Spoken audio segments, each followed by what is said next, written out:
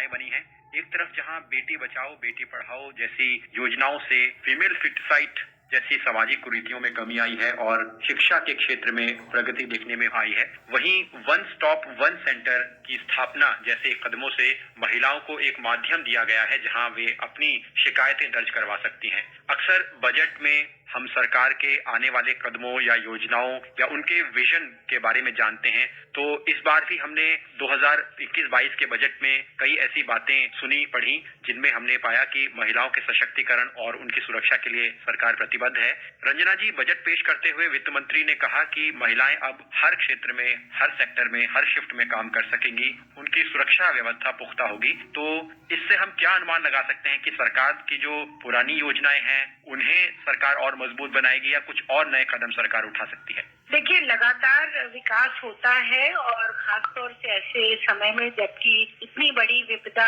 से पूरी दुनिया जूझ रही है और भारत में तो खास तौर से जो कोविड पैंडेमिक का सबसे बुरा असर महिलाओं को झेलना पड़ा है, उन पर हिंसा बढ़ी है। लगभग दुगनी हिंसा की वारदातें सामने आई और नेशनल कमीशन फॉर वुमेन ने भी इस बात को कंफर्म किया कि पारिवारिक हिंसा बढ़ी है। सामाजिक हिंसा जो सार्वजनिक स्थलों पर हो रही हिंसा है, रेप की केसेस बढ़े हैं। बहुत सारी महिलाओं को लगभग 15% ऐसी महिलाएं जो बिल्कुल जॉब मार्केट से बाहर हो गई हैं। तो ऐसे में नौकरियां चली गई हैं, हिंसा बढ़ गई है और लाइवलीहुड का सबसे बड़ा प्रश्न महिलाओं के सामने है। तो निश्चित तौर पर बजट में आगे ले जाने की बात तो होनी चाहिए और उसका एक हिस्सा ये है कि महिलाएं काम कर सकेंगी, चाहे वो किसी भी तरह के क्षेत्र में, सुबह दिन में हो, रात में हो, उनको कोई दिक्कत नहीं आएगी, उनकी सुरक्षा की पूरी व्यवस्था की जाएगी। कुछ प्रयास पहले सरकार द्वारा किए गए उन पर आपकी मैं थोड़ी दृष्टि चाहूंगा। जैसे कि नीति आयोग ने 2019 में एक रोड मैप तैयार किया था। हम देखते हैं कि जो असंगठित क्षेत्र है या अनऑर्गेनाइज्ड सेक्टर है उसमें महिलाओं की श्रम हिस्सेदारी बहुत कम है,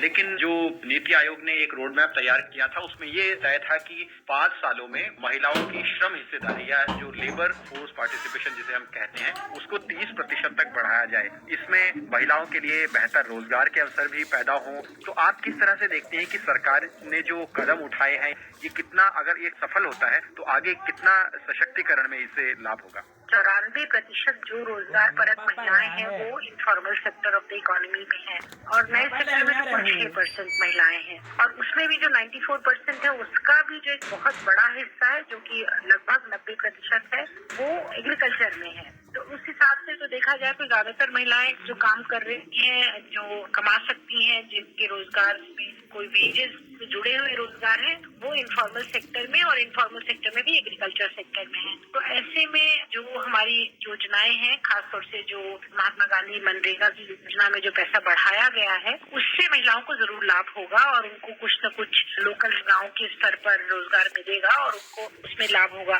दूसरा जो मैं समझती हूँ कि एक बहुत बड़ा कदम है छोटे छोटे रोजगार जिसको कहते हैं एंटरप्रेन्योरशिप या एसएमई, जो स्मॉल एंड माइक्रो एंटरप्राइज की अपने घर में छोटा सा कोई काम शुरू कर दिया और उससे फिर अपने रोजगार के लिए कुछ न कुछ पैसा कमाने की कोशिश की है। उन लोगों की जॉब पे भी बहुत बड़ा हिट हुआ है इस समय। तो कुछ एक इंजेक्टिंग इन एसएमईज इकोनॉमी में कुछ पैसा डालने की समय बहुत जरूरत है और मुझे लगता है कि सरकार निश्चित तौर पर इसके बारे में कुछ करेगी। इस बजट में इंफ्रास्ट्रक्चर डेवलपमेंट का जो काम है उसमें वो रोजगार में शायद फिर से महिलाओं को लाभ हो। रंजना जी, एक बहुत फ्लैगशिप स्कीम रही है सरकार की उज्ज्वला योजना। क्या इस योजना को हम महिला सशक्तिकरण से किसी तरह से जोड़कर देख सकते हैं? क्योंकि इस बार बजट में घोषणा हुई है कि 1 करोड़ लाभार्थियों को और जोड़ा जाएगा इस योजना के तहत। तो जो ग्रामीण क्षेत्रों में रहने वाली महिलाएं हैं जो चूल्हे पर खाना पकाया करती थी, सामाजिक बराबरी लाने में इस योजना ने कुछ रोल निभाया है और जबकि और इस योजना को बढ़ाया जा रहा है तो इससे आगे चलकर कुछ और लाभ होगा।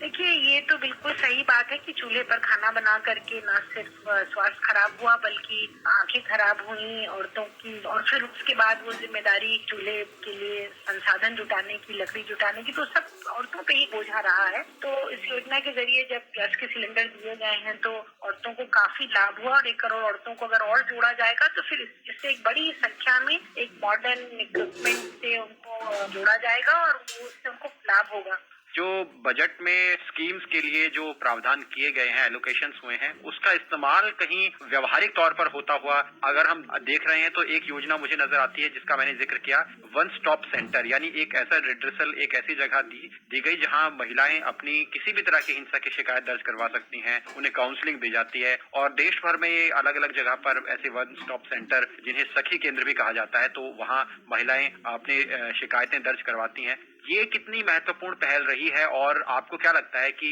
इसका विस्तार और कितना होना चाहिए और ये महिला सुरक्षा की दृष्टि से, उनके सशक्तिकरण की दृष्टि से कितनी लाभकारी योजना है? ये one stop crisis intervention centre एक बहुत ही महत्वपूर्ण योजना है और ये तय हुआ था कि 100 जिलों में सबसे पहले इनको इम्प्लीमेंट किया जाएगा। तो कुछ जिलों में तो हो गया है और बाकी जिलों में अभी इनको बनाना बाकी है। उसके अलावा मैं तो ये सोचती हूँ कि हर ब्लॉक में होना चाहिए, क्योंकि यहाँ पर एक जगह वो सारी सुविधाएं महिलाओं को मिलेंगी। एक तो अक्सर ये सुनने में आता है कि पुलिस ने FIR नहीं लिखी, तो वहाँ पर जाके जब वो कंप्लेन करेंगी तो पुलिस की सर्विसेज अवेलेबल होंगी, उनको काउंसलिंग की सर्विसेज अवेलेबल होंगी, उनको लीगल सपोर्ट, जो लीगल एड वगैरह का जो सपोर्ट दिया जाता है वो सर्विसेज, तो सारा एक स्टॉप क्राइसिस इंटरवेंशन सेंटर, मतलब एक जगह पर सारी सर्विसेज अवेलेबल होंगी। और जो महिलाएं हिंसा का शिकार हैं तो इन सब घटनाओं में महिलाएं निश्चित तौर पर वहाँ से पूरी सुविधा पा सकती हैं और इस बजट के बाद उनको और तेजी के साथ इम्प्लीमेंट करना चाहिए। ऐसा हम लोग मान के चल रहे हैं कि सरकार इस काम को करेगी और जितना